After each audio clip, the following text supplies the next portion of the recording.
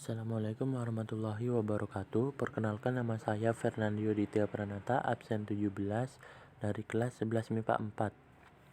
Saya di sini akan menjelaskan tentang mekanisme penghantaran impuls melalui sel saraf.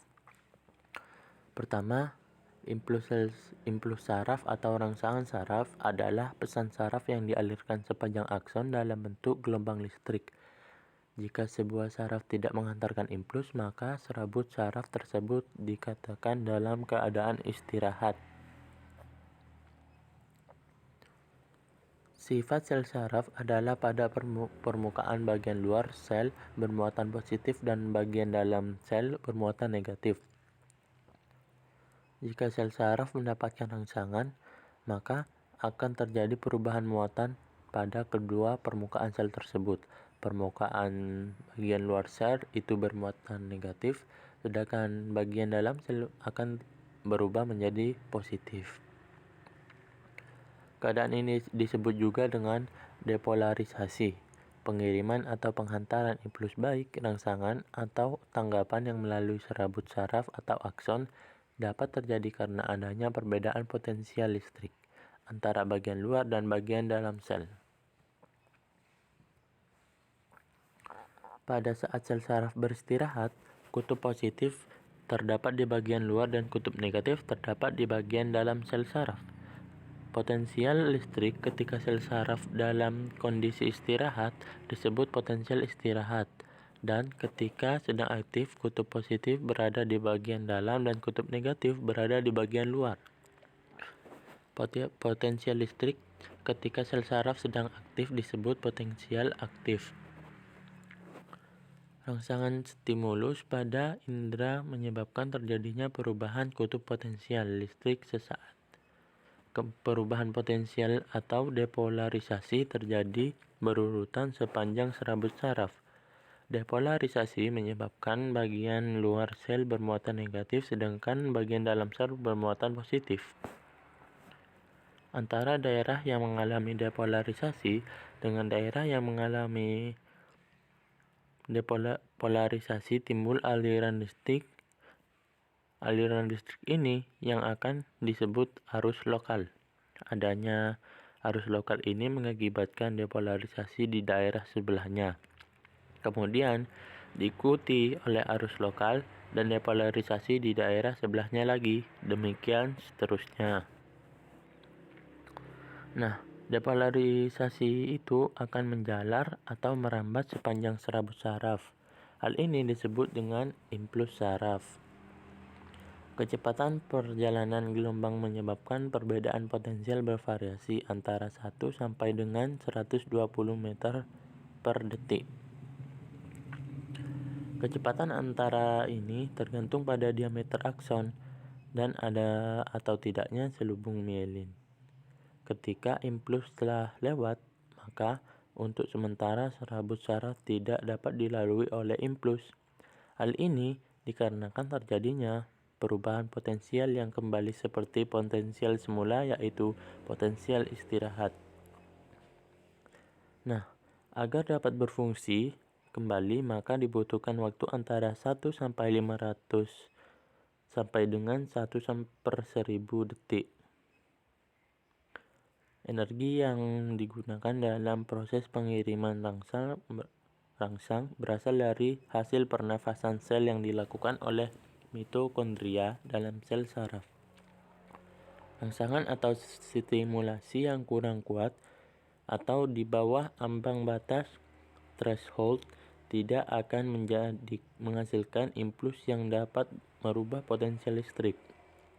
Namun jika kekuatan impuls di atas ambang, maka impuls akan dilewatkan atau sampai ke ujung akson. Rangsangan atau stimulasi yang kuat dapat menghasilkan jumlah impuls yang lebih besar pada periode waktu tertentu daripada stimulasi yang lemah.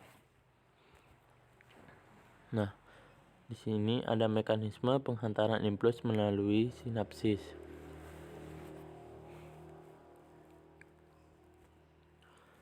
Sinapsis adalah titik temu antara terminal akson dari salah satu sel saraf atau neuron dengan neuron lainnya. Setiap terminal akson membengkak membentuk tonjolan sinapsis di dalam sitoplasma. Tonjolan sinapsis memiliki struktur yang merupakan kumpulan membran kecil yang berisi neuron transmitter atau disebut dengan vesikula sinapsis. Nah, neuron yang berakhir pada tonjolan sinapsis disebut juga neuron prasinapsis. Membran ujung dendrit dari sel berikutnya yang membentuk sinapsis disebut postsinapsis. Setelah impuls sampai pada ujung neuron, maka vesikula bergerak dan melebur dengan membran prasinapsis. Vesikula akan melepaskan neuron transmitter berupa asetilkolin. Neuron transmitter adalah suatu zat yang dapat melewatkan impuls dari neuron prasinapsis ke postsinapsis. Nah, neuron transmitter ini terdiri dari beberapa jenis. Misalkan, ada asetilkolin yang terdapat di seluruh tubuh. Noradrenaline terdapat di sistem saraf simpatik, dan dopamine serta serotonin yang terdapat pada otak. Nah, kemudian asetilkolin akan berdifusi melewati celah sinapsis dan menempelkan pada reseptor di membran postsinapsis. Akibatnya, menempelkan asetilkolin pada reseptor akan menimbulkan impuls pada sel saraf berikutnya.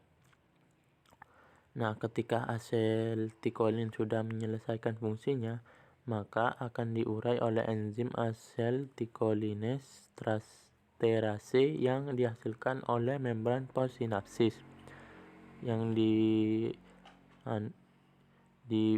pada sel otot.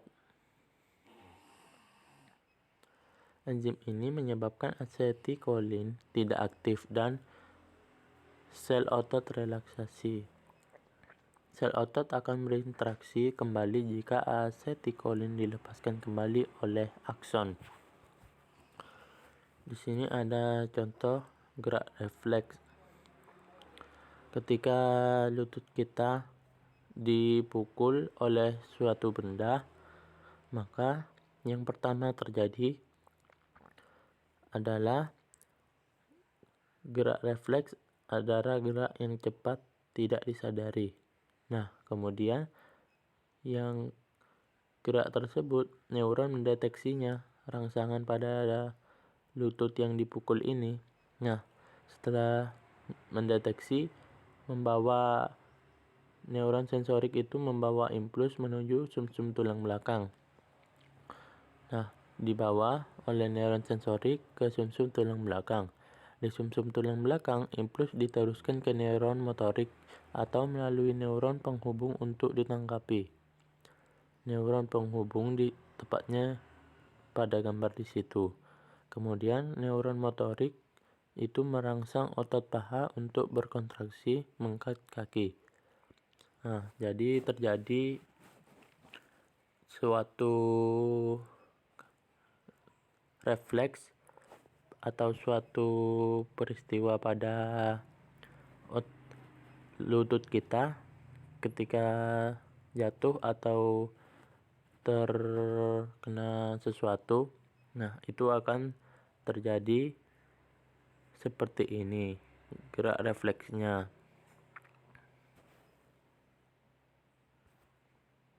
Sekian, terima kasih. Kurang lebihnya mohon maaf. Wassalamualaikum warahmatullahi wabarakatuh.